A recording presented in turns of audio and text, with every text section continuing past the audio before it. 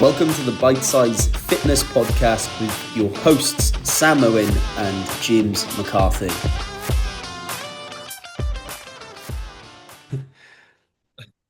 Right, we're locked and loaded. James has just told me he's ready to go, so he's very much prepared. You feeling all fired up? I'm all fired up. I'm feeling looser. Just don't get too close. I need to get that on a t-shirt, don't I? You do, yeah. Don't get too close. It's like what an imbecile, you know, like just start shadow boxing out of nowhere, you know.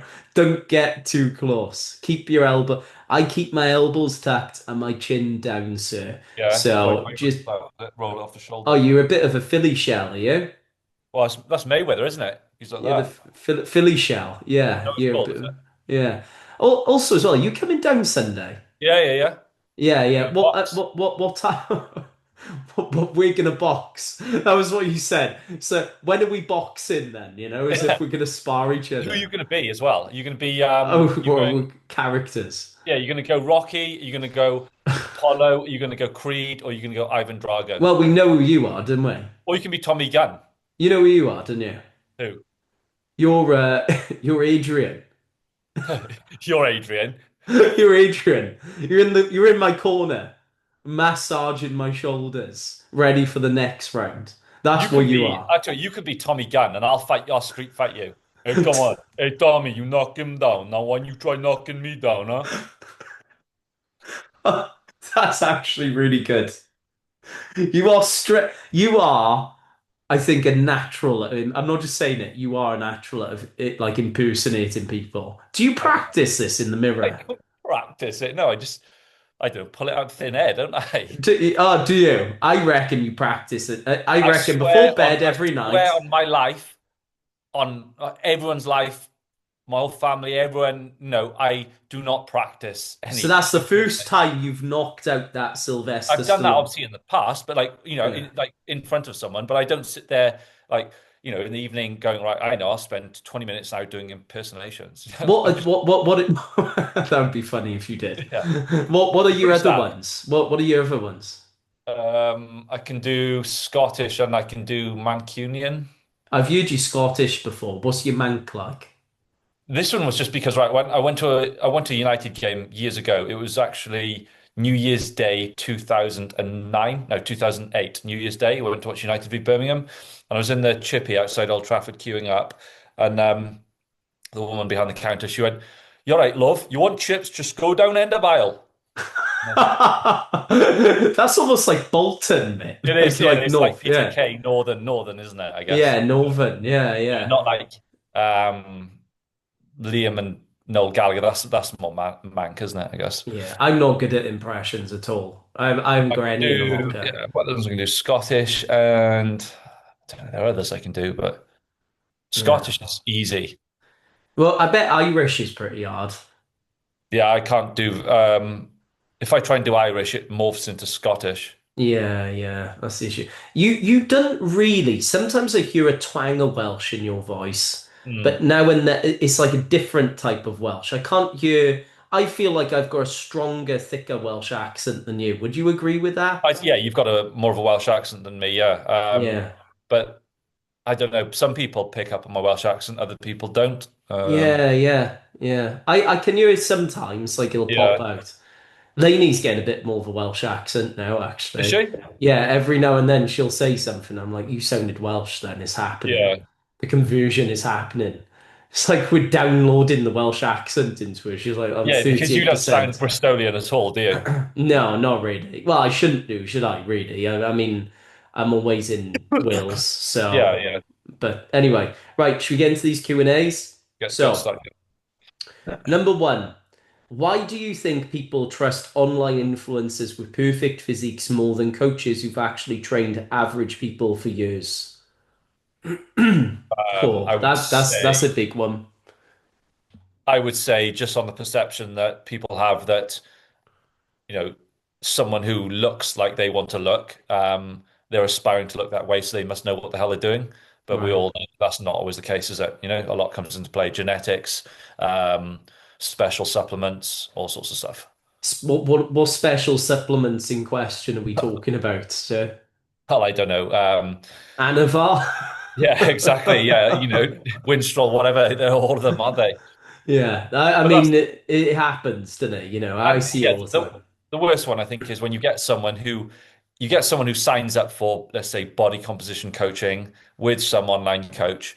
They get a transformation themselves over, let's say, 16 weeks, and then all of a sudden then they've got their photo shoot pictures, and now they're like, DM me for diet plans to get in shape for summer. And it's like, what? You're just going to reel off exactly what you've been given to, someone else.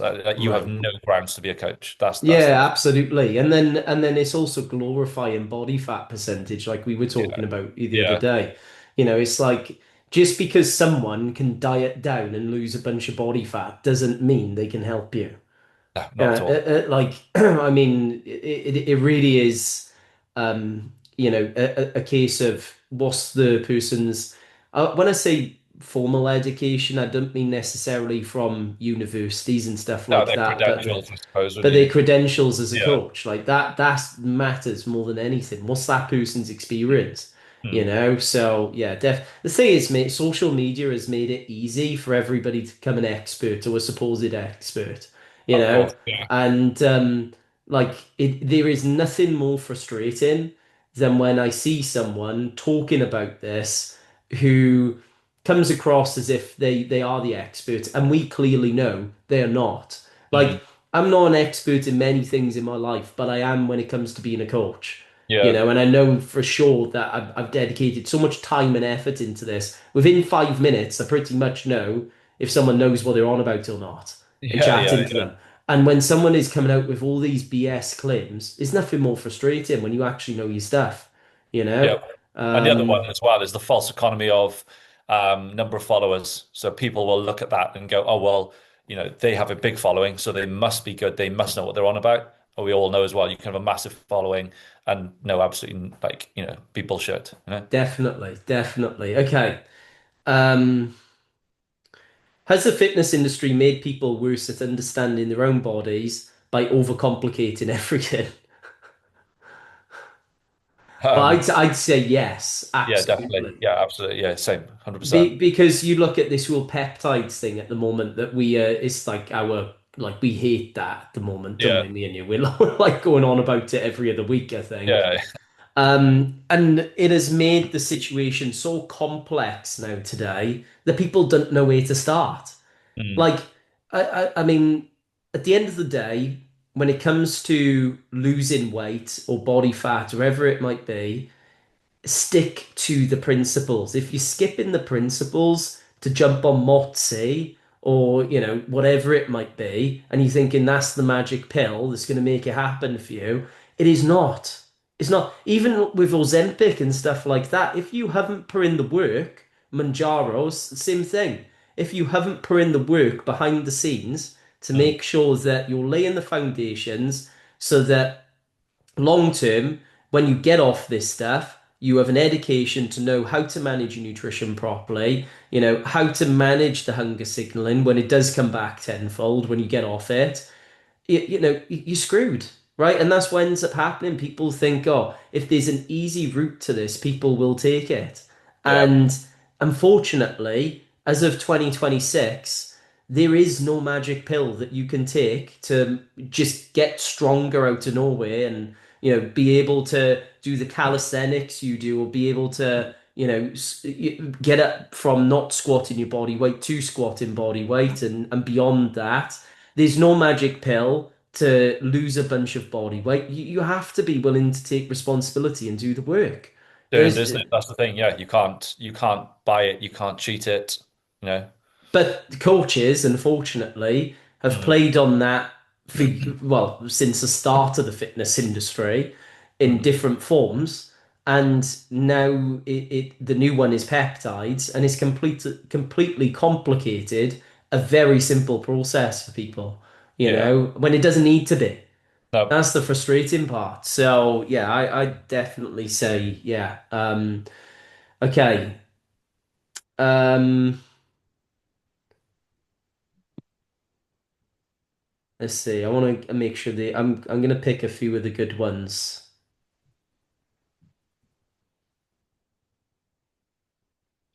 Um, okay.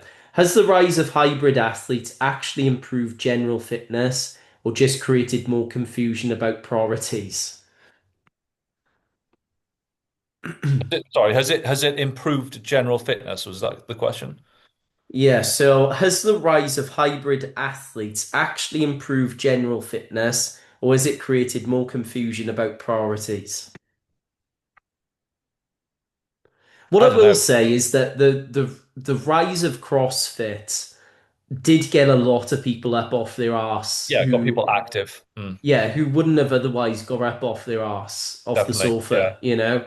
And I will give CrossFit that where, it did serve that purpose And and it that creates a function. community as well. Right. Yeah, So where a lot exactly. of people are intimidated to go to the gym because, I think you've posted up videos of this. Someone goes to the gym and they're getting abuse off someone for filming or for laughed at for how they're performing an exercise or whatever. I think I've never been to a CrossFit box, but from what I'm aware, a CrossFit community is like very welcoming, for Yeah. beginners and everyone alike. So yeah, that big tick in the box for that. Yeah, definitely. I think that was the big why it became so popular because especially um you look at the history of gyms as well Mm, in many ways like and this is reality like I work with a lot of well I have worked with a lot of females and I still obviously currently do I think predominantly as well actually most of my client base is female and yeah. that's something that has come up often is like gym anxiety, Mm, especially not obviously in all females, but a lot of them, and they'll say, I'm nervous about going in and stuff like that. And it is definitely more so than the men.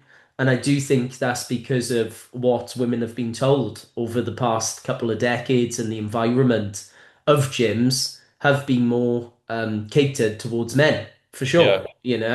And I think that is slowly shifting over in recent times, which is brilliant. But CrossFit, I will say, did have a big part to play in that. Whereas you've pointed out, it did make a more welcoming environment for everybody. You Yeah. know, the problem that hybrid training has created is that sure, it's great if people can get up and go to the gym and work out, but what it is an entry point, hopefully, for people to something like strength training, Mm, and I think that the problem with CrossFit is that it's random, and with randomness comes a lack of progression in things like strength and also an increase in injury. mm, Because you're doing a bunch of volume, you're doing a bunch of different exercises that, in the reality is in a fatigued state where, you're just throwing up weights and you're not really thinking about the technical aspect of them. And a lot of it has messed a lot of people up. yeah. Um, and people think, well, this is training. Well, it's Mm, not. Like you mm. you you need to dedicate some time to actually training to acquire a result, and it has to be specific. It has to be fatigue managed. So people just end up doing a bunch of WODs, called Christopher throughout the week.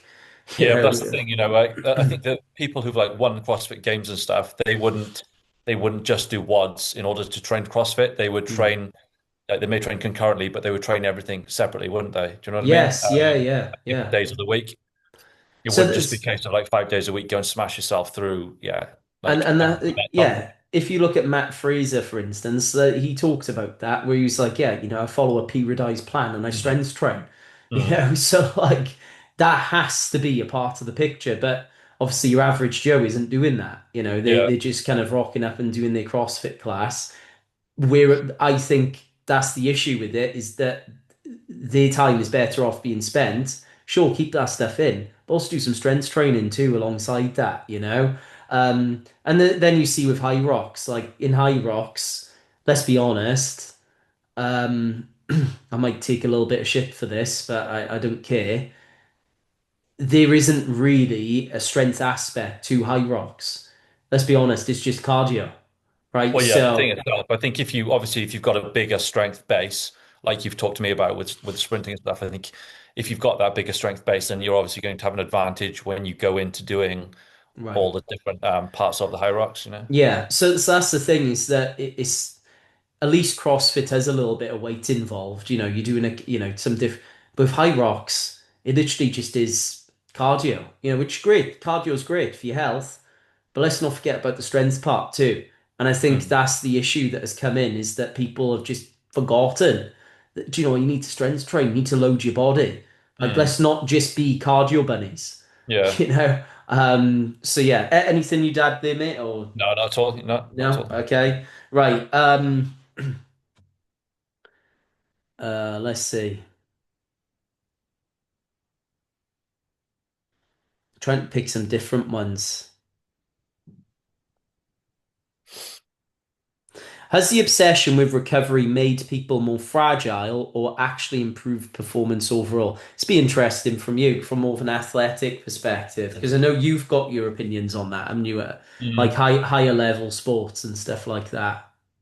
Yeah, so I think there are two sides to it, you see. So I think if someone is actually they are training hard, then I think there is a and you know the natural mindset of that person is to be more like all go go go, and they're very committed to yeah training in their sport, maybe outside of the sport in the gym and all the other sides of it. Then that person, then I think recovery does become something they maybe need to like really dial in on. And when I say recovery, I just mean taking lighter days or low Mm, days, not jumping in ice baths and doing all this kind of like fancy stuff, which I don't think is really going to move the needle much in terms of recovery if you've got your nutrition right and you're sleeping. right.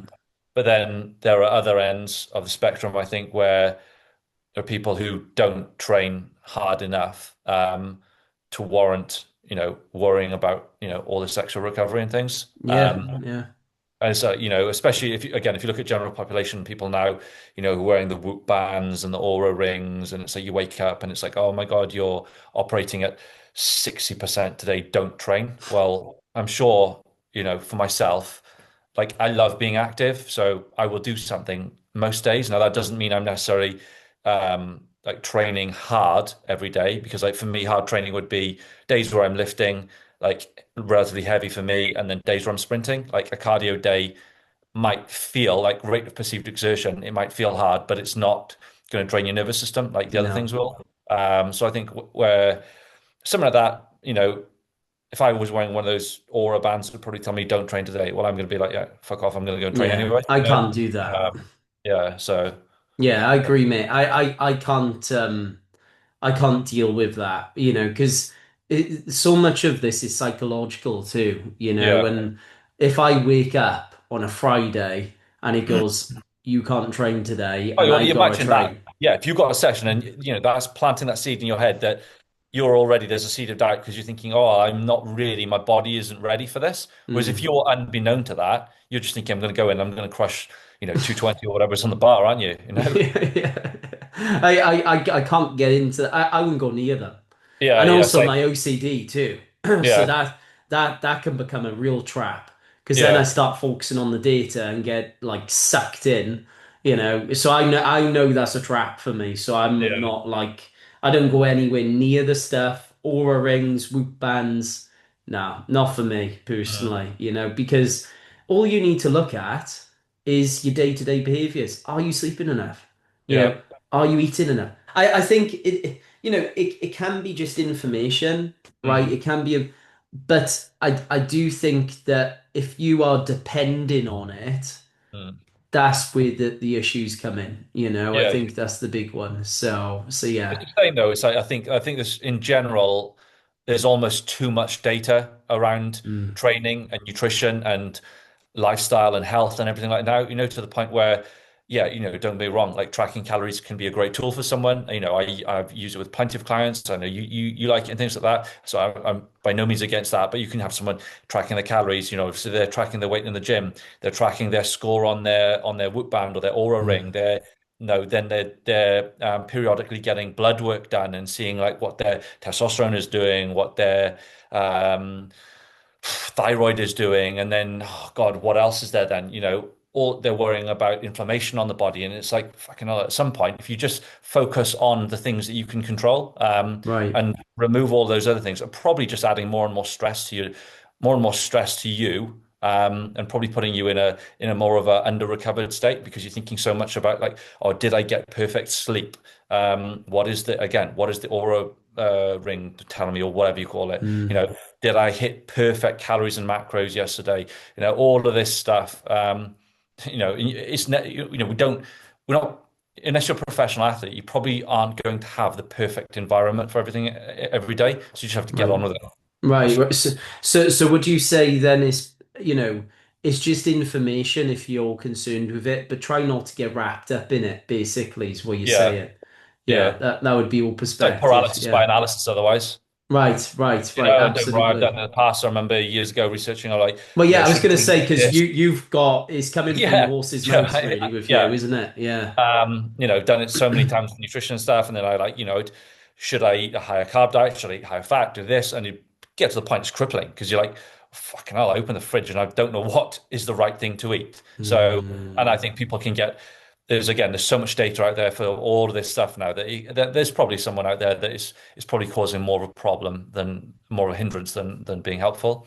So like, Like anything in life, it's a balance, isn't it? It's a yeah, balancing act. Like data can be useful, but don't let it absolutely. consume you. Mm, Always see things as a tool and never a master of you. I talk about that with my clients all the time.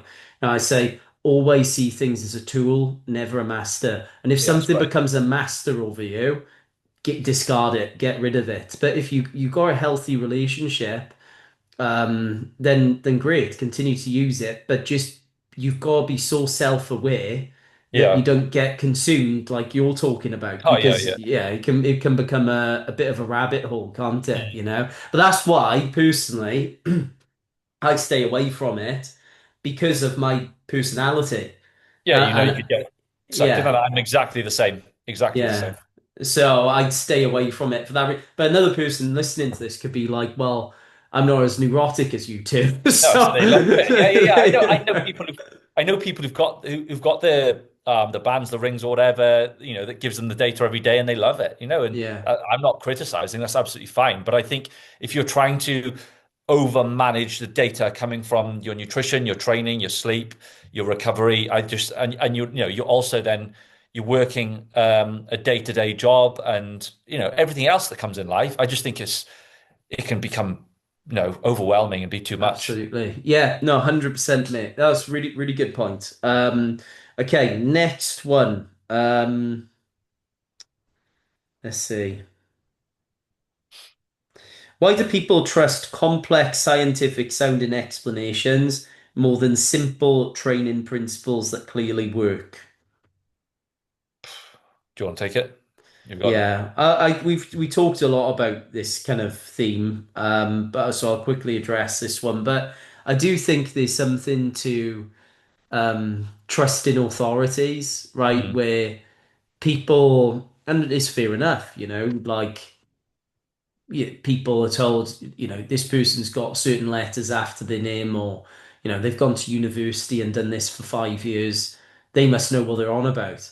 mm, Yeah, the person like me and you, who's been on the gym floor actually working with real people in real time and learning on the go, they're like, well, we don't get as much credibility because we haven't gone to university for 5, 6 years, you yeah, know? And so people have been told that because you've got to listen to the authority in the situation. They'll just trust whatever they say, and that's a big issue because loads of people that have gone through courses, done the education, all of this. I've met them. I yeah, tell them, look at her deadlift over there. Can you tell me what's wrong with it? And they can't tell me.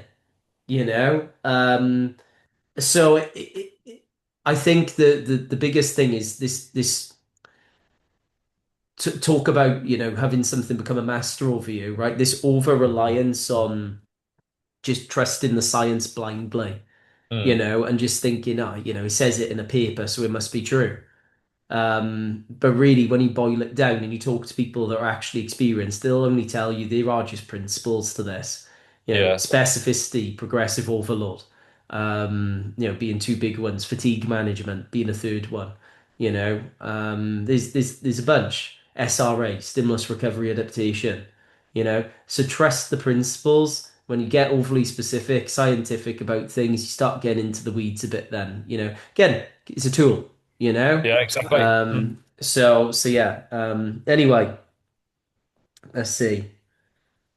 Um, has the fitness industry created unrealistic expectations about how fast strength and physique changes should happen?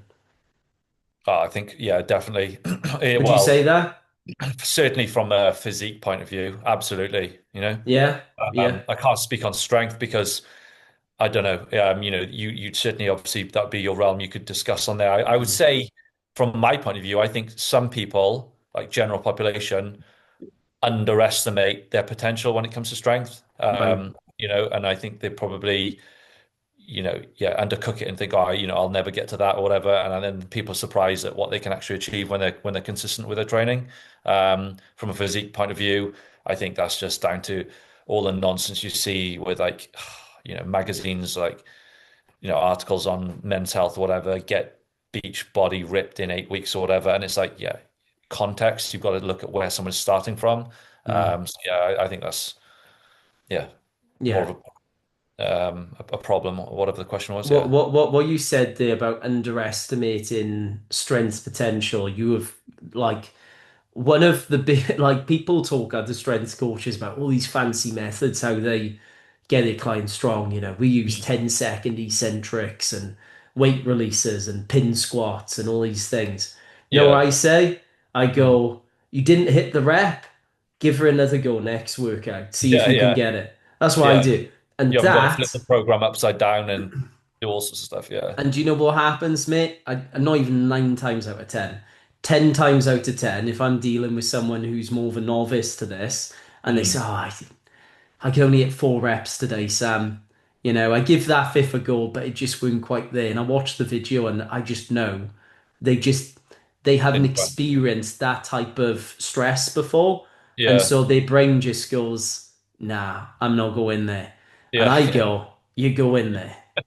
Yeah. Yeah. Yeah. Yeah. You Yeah. see, and Yeah. then they access a new part of their ability that they didn't know Mm. that they had, and that Yeah. speaks to what you're talking about there. Mm. So I think with strength, you've got to hold the same standard where it can be very, very easy. And I was talking to this with one of my clients last night. When I was saying about kind of you've got to hold the same standard to strength as you do physique. People absolutely compare themselves and wrap themselves up in numbers and you know, but that's not the fault of strength training. That's the fault of how people, how the message is coming across and being delivered. Yeah. And that's the issue with it.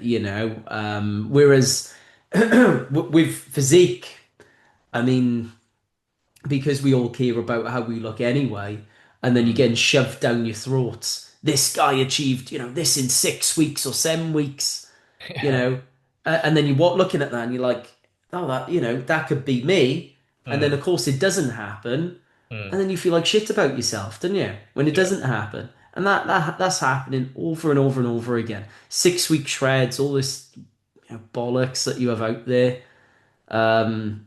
So yeah, absolutely. It's created an unrealistic expectation for Yeah. people, I think, for sure.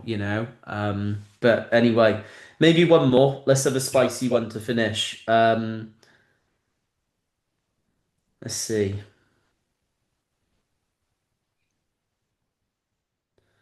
I want to have a good one to finish.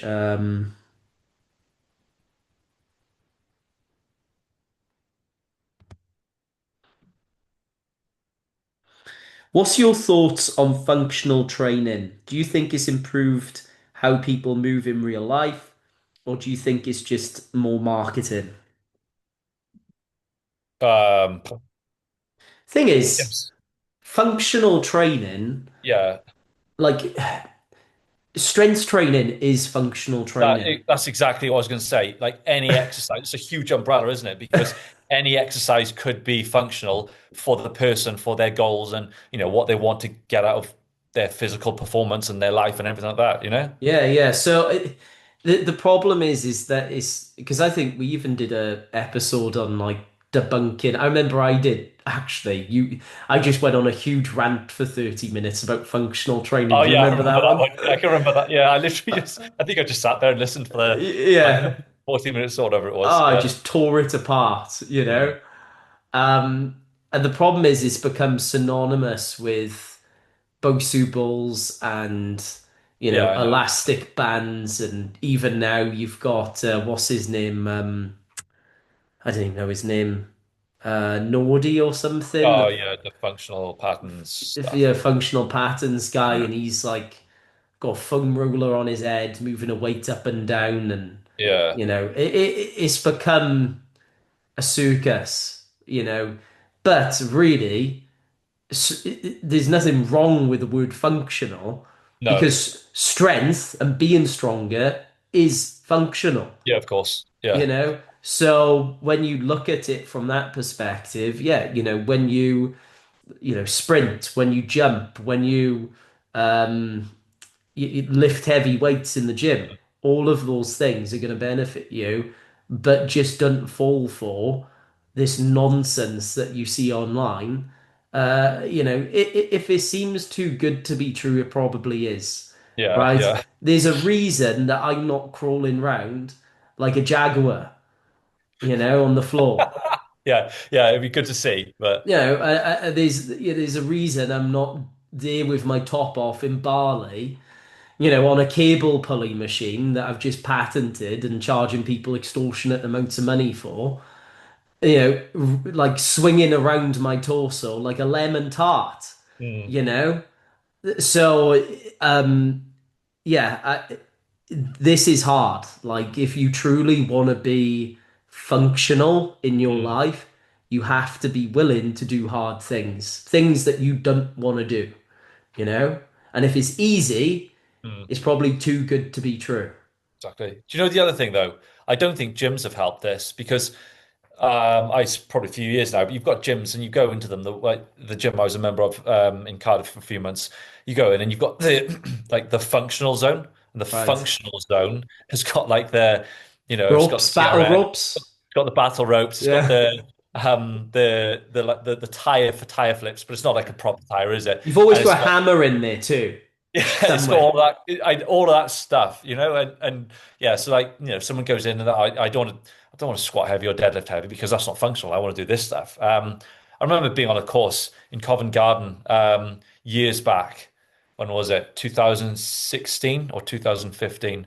Um, and the guy taking the course was, so that question came up, and he said he was in his gym. It was a private PT gym, really good gym in Covent Garden. One of the trainers there, and a client said to him, "Oh, well, about deadlifting. No, I don't really want to deadlift. It's not very, you can deadlift." Like 300 kilos or whatever he was doing. He's like, but it's not very functional, is it? And the guy taking the course was like, sorry, what the fuck is not functional about being able to lift like all that weight off the floor, and I remember that just stuck in my head, and it was like, yeah, absolutely. Precisely, Yeah. precisely. People are more than happy to accept if Mm. you're a farmer chucking hay bales around all day, all of a sudden you're this really strong person, you Yeah. know? But they fail to recognize that if you can squat over 200 kilos, or, whatever it is, whatever heavy is to you, Yeah. then know those hay bales that you're chucking about all day on the farm, they Yeah. suddenly become a lot lighter. Like, yeah, yeah, yeah, yeah, I wonder why that is. It's not because yeah, the hay bales, it's because you're getting stronger in the gym, yeah, But this stuff, I don't know, it doesn't penetrate people's mm, heads.